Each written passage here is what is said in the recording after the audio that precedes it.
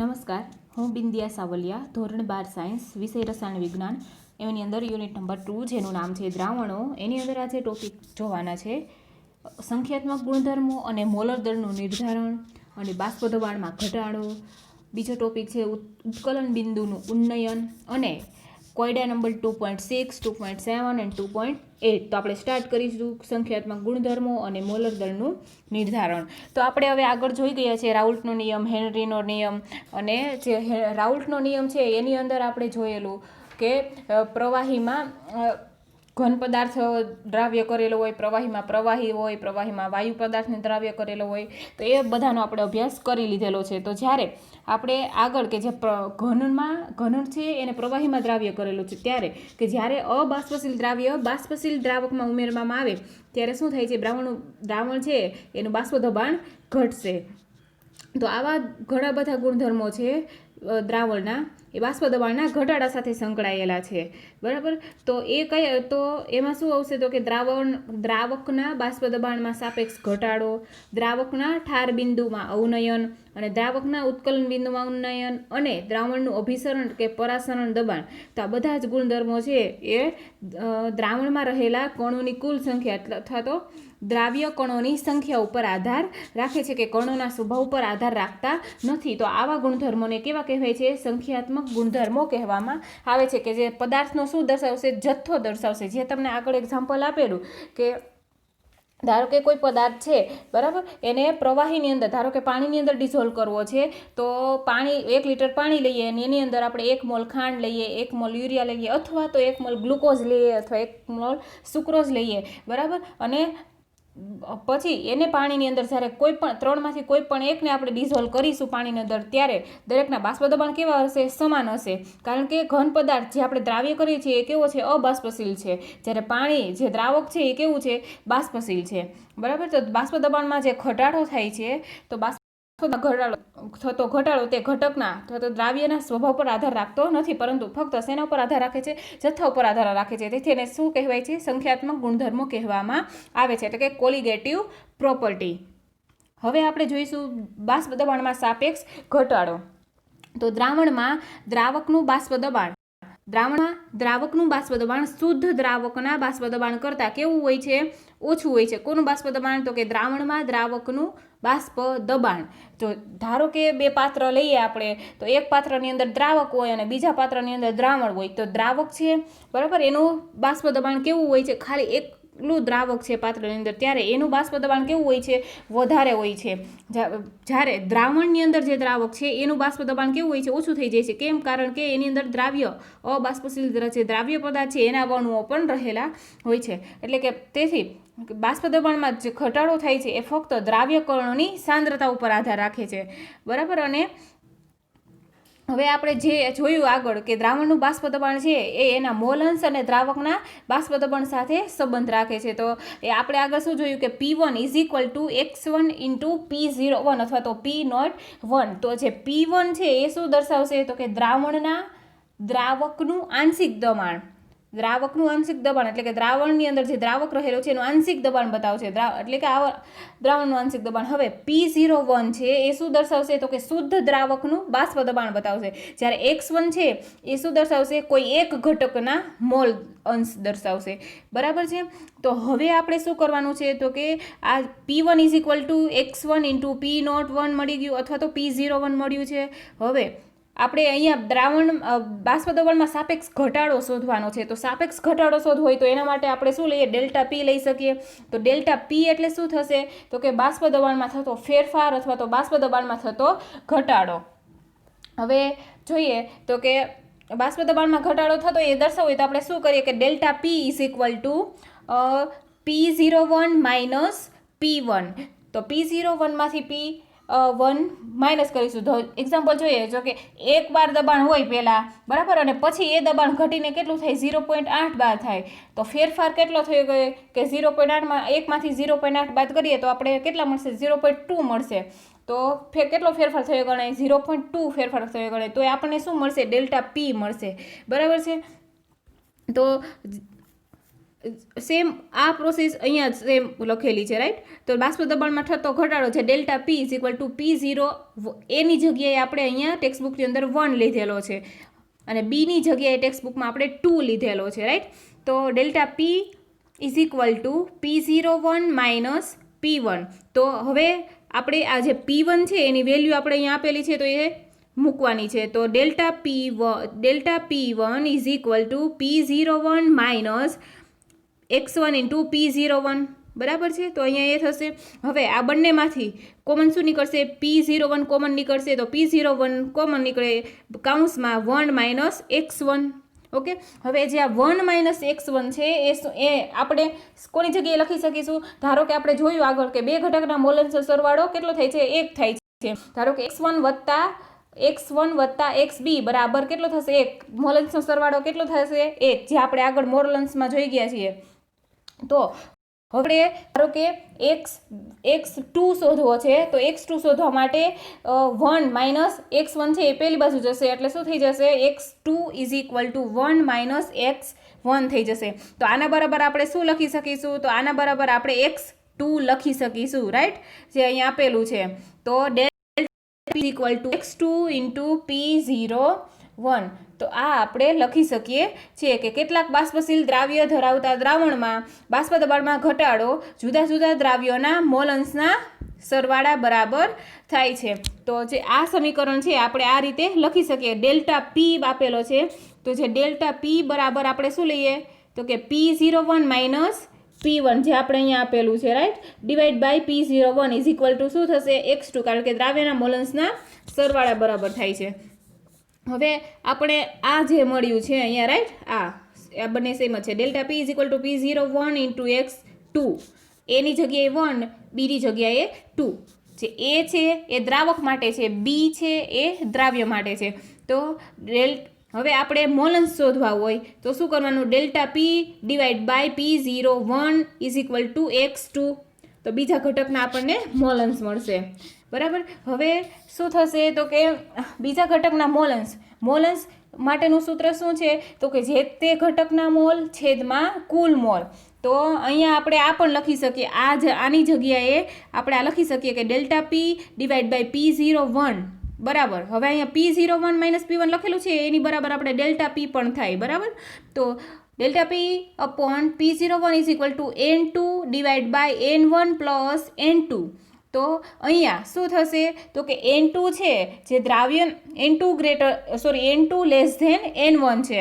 તો અહીંયા જે NB છે એને આપણે શું કરીશું? અવગણીશું, એટલે કે N2 ને આપણે અવગણીશું. તો શું મળશે? Delta P divide by P01 is equal to N2 divide by N1 મળશે આપણે, બરાબર. એટલે આના બરાબર આપણે આ લખી શકીએ. Delta P divide by P01 is equal to N2 divide by N1. તો હવે આ N છે એ શું દર્શાવશે? તો કે મોલ દર્શાવશે. તો મોલ શોધવા માટેનું સૂત્ર શું છે? તો કે વજનના છેદમાં અણુભાર. તો આપણે એની જગ્યાએ આપણે લખીશું delta P divide by P01 is equal to NB, એટલે કે N2. તો N2 એટલે ઘટક 2ના મોલ. તો મોલના છેદમાં વજનના મોલ બરાબર વજનના છેદમાં અણુભાર. તો W2 ના છેદમાં શું આવશે? M2, બરાબર. હવે N1 છેદમાં છે તો શું આવશે? W1 ના છેદમાં M1 આવશે. તો છેદનો છેદ ક્યાં જશે? અંશમાં જશે. તો આપણને આ સૂત્ર મળી જશે, બરાબર. તો delta P divide by P01 okay is equal to W2 into M1 divide by M2 into W1 મળશે. હવે આપણે બીજા ઘટકનો મોલર દર એટલે કે આણ્વીય દર શોધવું છે. તો એને કરતા બનાવવાનો, એટલે આપણને શું મળશે? તો કે W2 into M1 divide by RLVP, એટલે કે જે આપણે આગળ જે શોધ્યું શું કે delta P divide by P0A is equal to x2. તો આ શું દર્શાવે છે? તો કે બાષ્પ દબાણમાં થતો સાપેક્ષ ઘટાડો દર્શાવે છે, કે જેને આપણે રિલેટિવ લોવરિંગ ઓફ વેપર પ્રેશર પણ કહીએ છીએ. તો એ સમીકરણમાં આપણે જ્યારે અણુભાર શોધવો છે બીજા ઘટકનો અથવા અણુવીય દળ અથવા તો મોલર દળ શોધવું છે તો થશે W2 into M1 divide by RLVP into WA બરાબર છે. તો આ છે બાષ્પ દબાણમાં થતો સાપેક્ષ ઘટાડો. હવે આપણે એનું એક એક્ઝામ્પલ જોઈ લઈએ. તો કે અમુક તાપમાને શુદ્ધ બેન્ઝીનનું બાષ્પ દબાણ 0.850 બાર છે. શુદ્ધ બેન્ઝીનનું બાષ્પ દબાણ.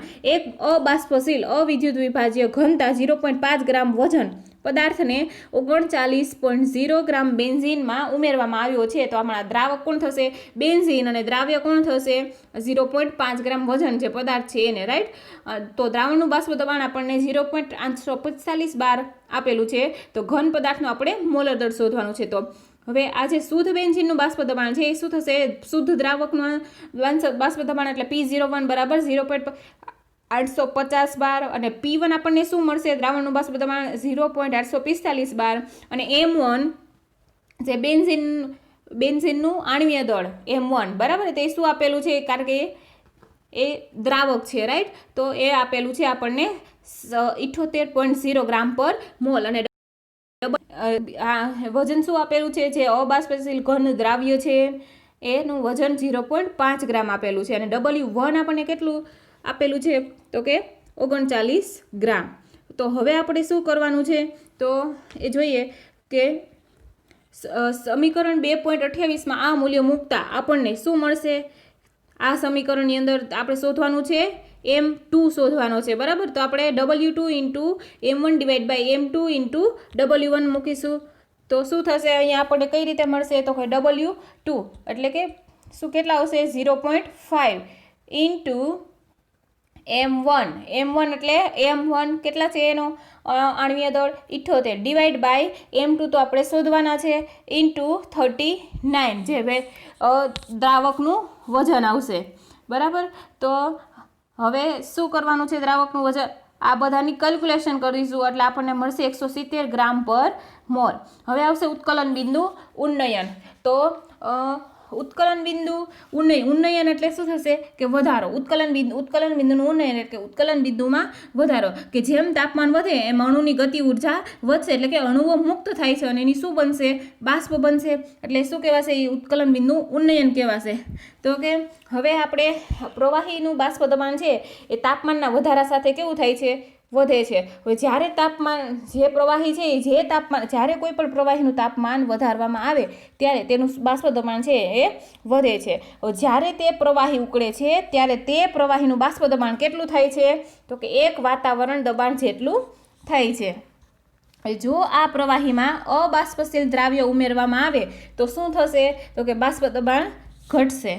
કે ફરીથી જો તેનું તાપમાન આપણે બાષ્પ દબાણ ઘટી ગયું તો ફરીથી આપણે જો એનું જો એનું તાપમાન 1 બાર કરવું હોય, એનું તાપમાન વધારવું હોય એટલે કે 1 બાર કરવું હોય તો આપણે એને શું કરવું પડશે? એનું બાષ્પ દબાણ 1 બાર કરવું હોય તો એનું તાપમાનને વધારવું પડશે. તો એ 1 બાર જેટલું થઈ જશે, 1 એટમોસ્ફેરિક પ્રેશર જેટલું થઈ જશે. તો કે હવે જે તાપમાને તેનું બાષ્પ દબાણ 1 બાર થાય તે તાપમાનને તે પદાર્થનું શું કહેવાય છે?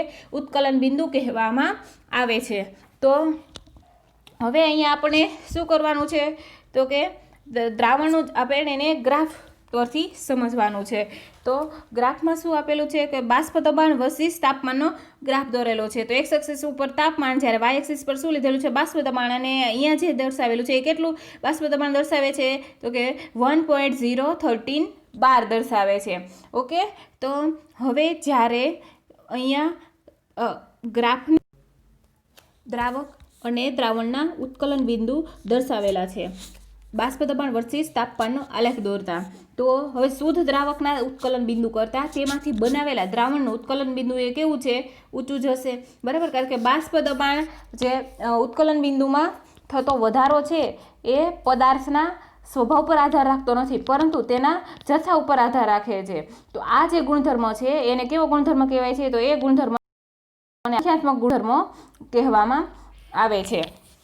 તો હવે જ્યારે દ્રાવક છે દ્રાવકમાં શું થશે? તો કે તાપમાન વધશે તો અણુની ગતિ ઉડશે અને અણુ મુક્ત થશે એટલે એની શું બનશે? બાષ્પ બનશે. હવે આ જે દ્રાવક છે તો દ્રાવકનું ફાઇન્ડ કરવાનું છે. તો એ અહીંયાથી અહીંયા સુધી જશે, બરાબર. અહીંયા જે પોઈન્ટ આવશે એ શું કહેવાશે? તો એ T0 બી કહેવાશે. જ્યારે દ્રાવણ માટે 1 એટમોસ્ફેરિક પ્રેશર માટે અહીંયા આવશે પોઈન્ટ, તો એ શું કહેવાશે? આપણને TB મળશે. હવે આ બંને વચ્ચેનો જે તફાવત છે એ આપણને શું મળશે? ડેલ્ટા TB મળશે. બરાબર છે. તો હવે એ શું દર્શાવશે? તો કે ઉત્કલન બિંદુમાં થતો વધારો દર્શાવશે. તો ઉત્કલન બિંદુમાં થતો વધારો દર્શાવવા માટે આપણે શું કરીશું? Delta TB is equal two TB minus T0B. બરાબર. હવે જે ડેલ્ટા TB છે એ ઉત્કલન બિંદુમાં વધારો થતો દર્શાવે છે. જ્યારે TB શું દર્શાવશે? દ્રાવણનું ઉત્કલન બિંદુ. જ્યારે T0B છે એ શુદ્ધ દ્રાવકનું ઉત્કલન બિંદુ દર્શાવે છે. તો હવે આપણે જોઈએ કે આ જે સંખ્યાત્મક ગુણધર્મો છે એ ગુણધર્મો એના મોલ આધારિત રજૂ કરી શકીએ છીએ. મોલ આધારિત એટલે શું હોય? તો કે એની મોલારિટી હોય. તો કે દ્રાવણમાંના દ્રાવ્યની મોલલ સાંદ્રતાના સમપ્રમાણમાં હોય છે. તો કે ડેલ્ટા TB ચલે છે એમ. તો આ ચલનાંક દૂર કરવા માટે આપણે શું કરીશું? Delta TB is equal to KB into M. તો અહીંયા જે મોલાલિટી કીધું છે, તો મોલાલિટી એટલે શું થશે? તો કે 1 કિલોગ્રામ દ્રાવકમાં ઓગાળેલા દ્રાવ્યના મોલની સંખ્યા. અને જે KB છે એ શું છે? સપ્રમાણતા અચળાંક. જે ઉત્કલન બિંદુ ઉન્નયન અચળાંક અથવા તો મોલલ ઉન્નયન અચળાંક અથવા તો એને કવથનાંક અચળાંક પણ કહેવાય છે. જ્યારે KB છે તો એનો એકમ શું છે? તો કે કેલ્વિન ઇન્ટુ કિલોગ્રામ પર મોલ. હવે આ જે કેબીના મૂલ્યો છે એ આપણને આગળના કોષ્ટકની અંદર પણ આપેલા છે. હવે અહીંયા કેબી ઇઝ ઇન્ટુ એમ છે, તો મોલાલિટી છે. તો મોલાલિટી શોધવા માટેનું સૂત્ર શું થશે? તો કે દ્રાવ્યનું વજન ડિવાઈડ બાય દ્રાવ્યનો અણુભાર ઇન્ટુ દ્રાવકનું વજન. શેમાં લેવાનું છે? કિલોગ્રામમાં. તો આ સૂત્ર થશે મોલાલિટીનું. હવે જો આપણે દ્રાવકનું વજન કિલોગ્રામમાં લીધું છે, પણ જો આપણે વજન કિલોગ્રામમાં નહીં લેવું હોય અને એ વજન એટલે કે દ્રાવકનું વજન જો આપણે ગ્રામમાં લેવું હશે તો આપણે એને 1000 વડે ભાગવા પડશે, રાઈટ? તો આપણને મળશે મોલાલિટીનું સૂત્ર શું મળશે? કે મોલાલિટી બરાબર દ્રાવ્યનું વજન ગ્રામમાં ગુણ્યા 1000 ડિવાઈડ બાય દ્રાવ્યનો અણુભાર ઇન્ટુ દ્રાવકનું વજન ગ્રામમાં. હવે એ જે વેલ્યુ છે એ આપણે અહીંયા રાખવાની છે. તો આપણને મળશે delta TB is equal to KB into 1000 ગુણ્યા W2 divide by M2 into M1. હવે જ્યારે આપણે M2 શોધવો છે, આણ્વીય દળ શોધવું છે બીજા ઘટકનું, તો આપણને જે ડેલ્ટા TB છે એને આપણે છેદમાં મૂકી દેવાના છે. તો M2 ઇઝ ઇક્વલ ટુ 1000 ગુણ્યા W2 into KB divide by delta TB into W1.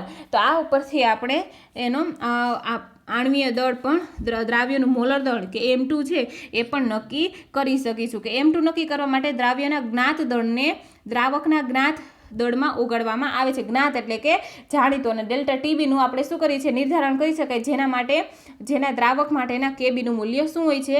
જાણીતું હોય છે.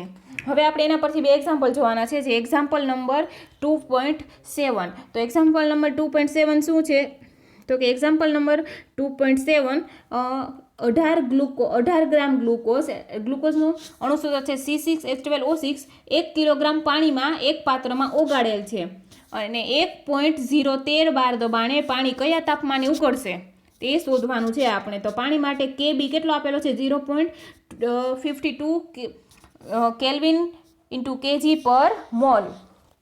તો હવે એની અંદર આપણે શું કરવું પડશે? તો કે 18 ગ્રામ ગ્લુકોઝ. તો 18 ગ્રામ ગ્લુકોઝ એ દ્રાવ્ય પદાર્થ છે એટલે W2 આવશે. તો W2 બરાબર 1000 ગ્રામ 1 કિલોગ્રામ પાણીમાં, એટલે કે પાણીનો વજન આપેલું છે. તો W1 એટલે કે એ દ્રાવક થશે. W1 ઇઝ ઇક્વલ ટુ 1000 ગ્રામ. અહીંયા આપણે 1 કિલોગ્રામને ગ્રામમાં ફેરવી દીધા છે, બરાબર?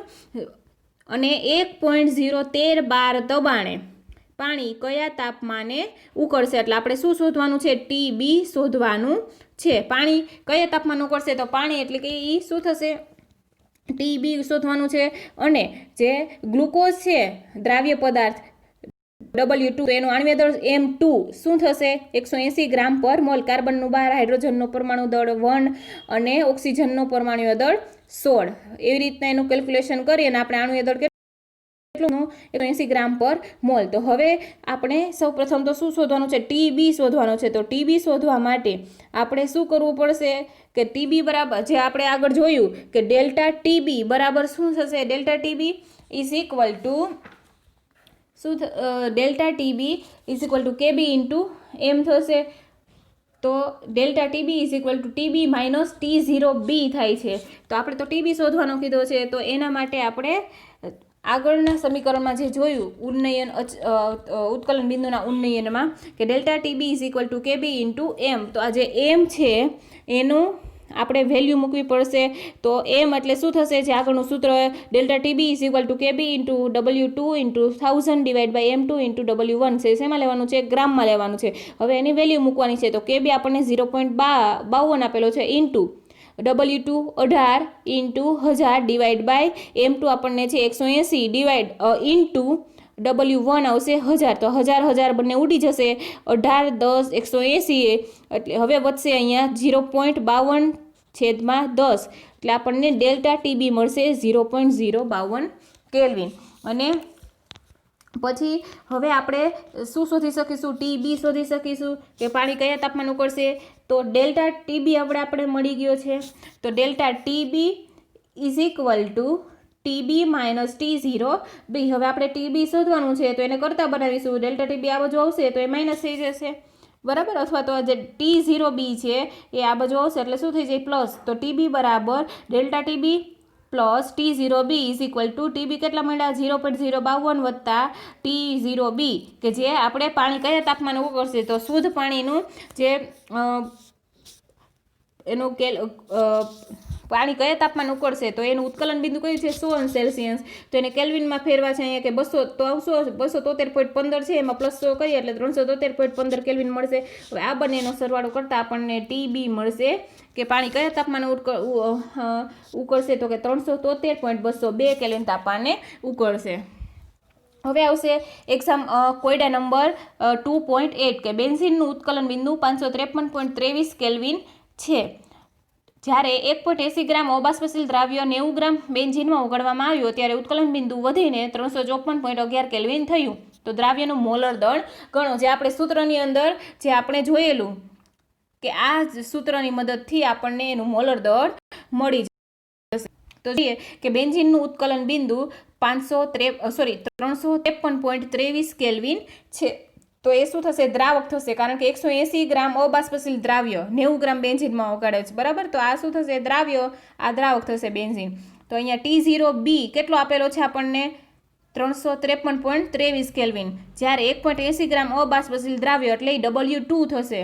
તો 101.80 ગ્રામ અને 90 ગ્રામ બેન્ઝીન W1 કેટલો થશે, 90 ગ્રામ. હવે ત્યારે ઉત્કલન બિંદુ વધીને એટલે કે ટીબી આપણને આપી દીધેલો છે. તો TB is equal two 354.11 kelvin. તો આપણે શું શોધવાનું છે, દ્રાવ્યનું મોલર દર ગણો. તો આપણે M2 શોધવાનું છે.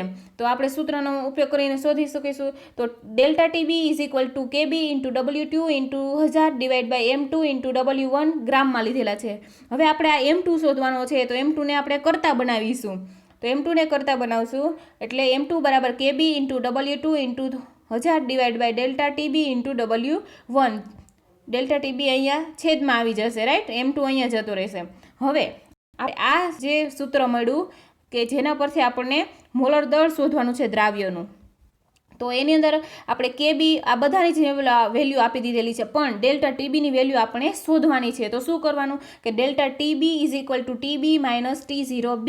કારણ કે રકમની અંદર આપણે ટીબી અને T0B બંને આપી દીધેલા છે. તો ટીબી શું હશે તો કે 354.11 માઇનસ T0B શું છે 353.23 કેલ્વિન. તો આપણને મળશે ડેલ્ટા ટીબી 0.88 કેલ્વિન. પછી હવે આ સમીકરણની અંદર આપણે એની વેલ્યુ મૂકી દેવાની છે. તો M2 is equal two 0.53, W2 આપેલો છે 1.80 અને ગુણ્યા 1000 ડિવાઇડ બાય ડેલ્ટા ટીબી આપણને મળ્યો 0.88 ગુણ્યા W1 કેટલો છે 90 ગ્રામ. તો અહીંયા વેલ્યુ મૂકવાની 90. તો એનું કેલ્ક્યુલેશન કરતાં આપણને મળશે 58 ગ્રામ પર મોલ. તો હવે નેક્સ્ટ લેક્ચરની અંદર આપણે જોઈશું ઠાર બિંદુનું અવનયન.